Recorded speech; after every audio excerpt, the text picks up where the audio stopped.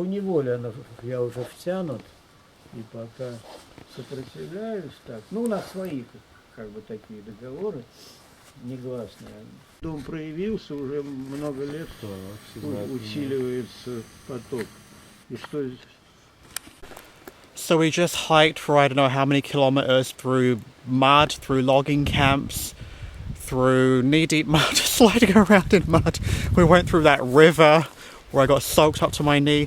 But here you see it's not abandoned, it's a wood palace from the 19th century, but it's in less of a developed condition. A local still lives here, so we're hoping to see his inside and he can show us around. Again, you see that building is fallen down and there's the wood palace. I feel like a tractor. Look at my big tracks I'm leaving. Oops, I nearly fell. That was like ice. I mean, it's not quite knee deep, but it's just ice that goes inside the boot. Can I go back to Moscow now? We're not even at the Wood Palace, we have to come back through this. He's telling stories about some of the locals used to rob him, but they don't rob him anymore because they died.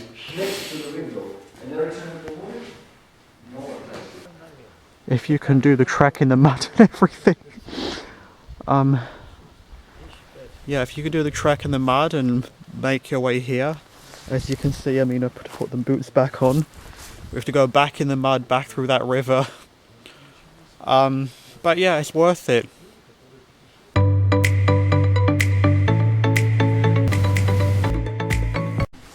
We've stopped to ask for directions. I think this is about as far as we can go by road and we're going to have to walk the rest of the way now. That's why we're just checking we're on the right bearings. I'll ask him what it says. I hear talking, that means there's someone living here. We're not going to die in the remote wilderness.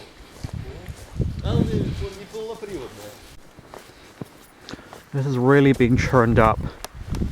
Just look at these tracks here. But it's not as bad as the first one that we were walking in at the first Wood Palace when I said I didn't want to do it. But yeah, just check these out. Okay, you have some of these wooden tracks here. And this one is actually a lot easier than the one that we were doing this morning, the 7-kilometer round trip one. Because this one, the big logging trucks come here. So they flattened it out and created walking tracks for us. Big mud pit, this is going to be interesting. Actually, if I go on the side here, if you just look, they're going all the way in.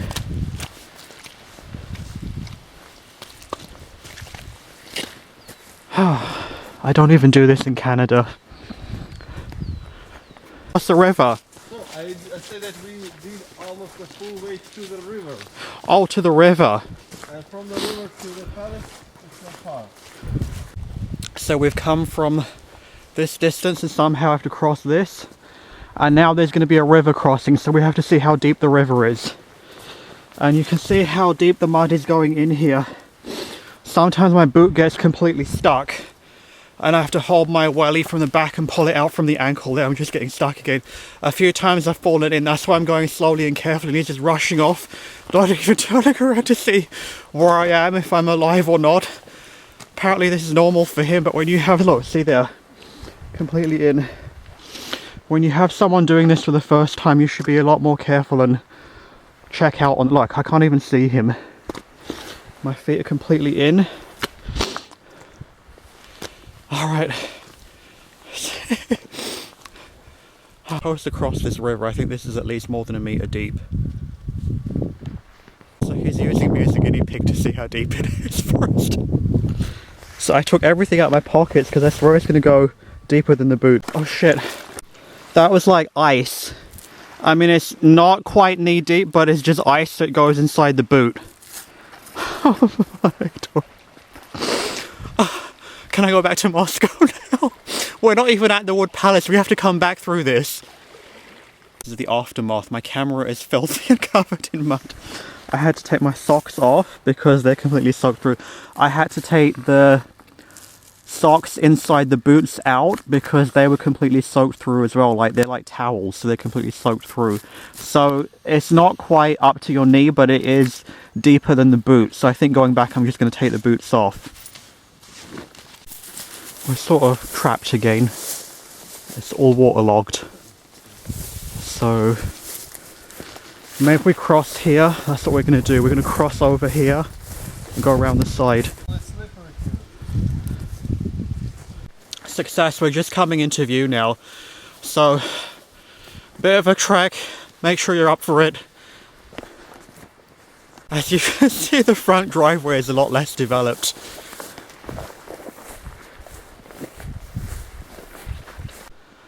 So the doorbell, he's just yelling out to see if anyone's in. If the guy's in, he can show us around inside because he still lives in here. Just more of the wood palace from this angle, so you can see it's in various states of decay. I mean, this one's collapsed in, but the main house, somebody still lives in there. You can see a satellite dish upstairs. So the guy's home, so we're just gonna go around and have our tour of the inside. So from the front, even in an unrestored state, it looks absolutely amazing. Here's the owner. Okay, just have to take off our shoes and then we'll head in. It was built in 1903. 1903. So 6 years later Then the than Astashevo. Astashevo. And it's not that Pogorelovo copied, but he was Amityville. Yes, It yes. was the continue of the Yes, yes. building. And I think today it does not exist anymore. no out. That's incredible.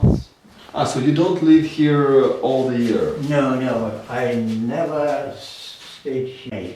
Uh-huh. And you live in Moscow or? I live in Moscow and make exhibition there because we have a project with my wife. That's the project Tot Art. By the way, This is a functioning oven because you can feel the heat. It's very warm. It's amazing that all these wooden decorations Yes. preserved in original way. In Yeah, Astashevo they were mostly lost because yes, Astashevo. installation in this house, though I have no electricity with a generator. Well, all the windows. It's fake Russian style, Ruski style. Yes. Вот the answer to Art Deco. Yeah. To But with a European lot of model. colorate. Yes.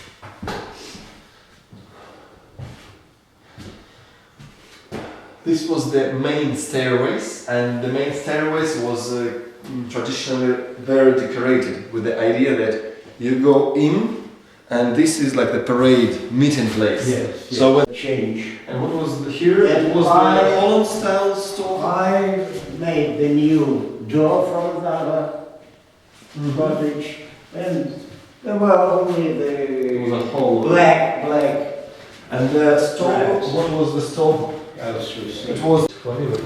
This was taken in this room. Do you know Sergei Timofeyev? No. Rustic. We're just having a private tour inside the wood palace by Anatoly, who is the owner. He's owned it since the 1970s. So they have the kids. We got the math capital from the government, and we only use it. It's not possible to buy anything in Moscow, and our idea was to buy small apartments in the See the city. furnace there. So they have a lot of houses built at the end of the 19th century that were designed to be heated with the stoves. And how to ceiling work. heating of the old house to You've the got the gas. crockery up there. And the cheapest of the cheapest way.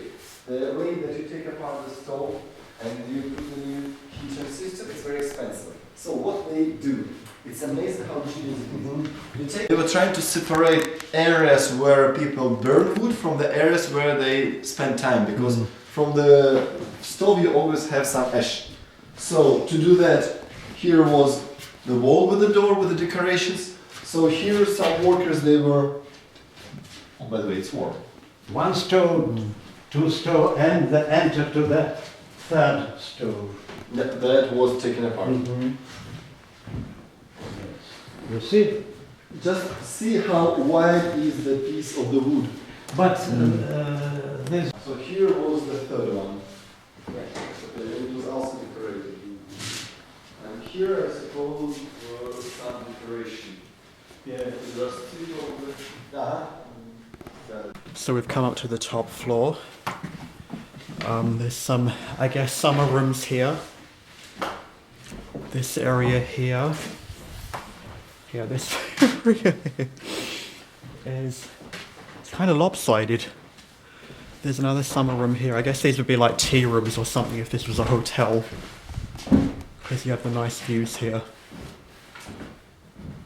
You have to find the way down there.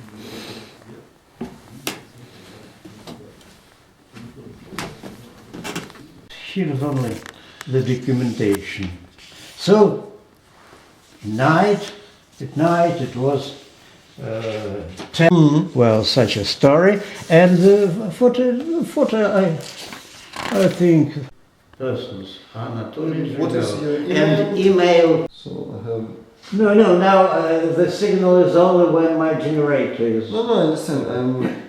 So my name is Sonny. In the beginning of 20. Just heading out now. We left our boots there. So that was the amazing wood palace.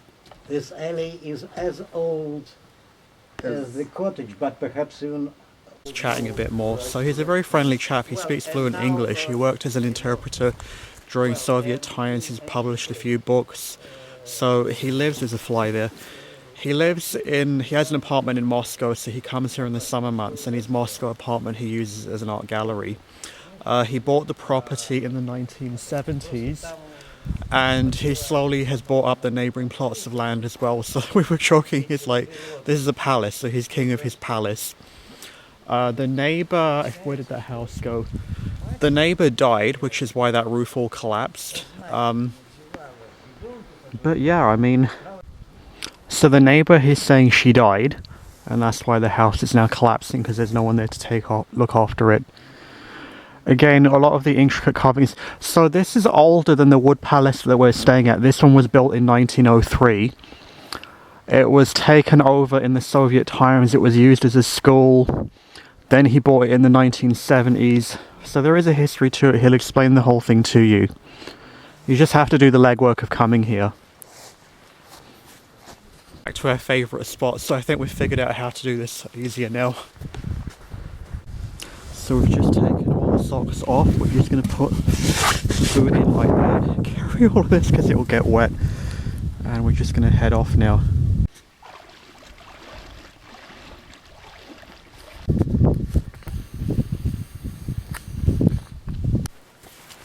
So we're just going back in and we're going to carry the socks and the boot socks and find the shallow point, and it's okay. Tony's filming me. How rude. Okay, so just go quick. Okay, I have to move quick because as soon as it comes in, oh, it's ice, it's ice. Ice. Oh, I went in a deep part as well. So yeah, just get out quickly. Bloody ice. And he's sitting there filming me. Okay, I have to get out of these really quick. Get out. My feet are like ice. So bye, I'm not going to miss that. Through the muddy trails again. So there's a big wet one there. There's like quicksand, you get stuck in it. And then here's the small logging camps. Like an obstacle course here now. So they have these wooden planks and you have to climb up and down. Whoops, it slipped. Okay. We made it to the end, that's where we parked the car. So just time for one last selfie. I'm never doing this again. But it was worth it, the palace was worth it. So we survived, we made it back to the car. So thanks for watching today's adventure. We're continuing on, we're going to go back in the car, we're going to drive through Chukhloma, back through Kostroma, and heading on to Yaroslavl as we complete the Golden Ring heading back to Moscow. So that was the end of the Northern Russia Frontier series, and hope you enjoyed these videos. Okay. Hope you've enjoyed the Russia travel series. Remember to subscribe to my channel to check out more of my videos.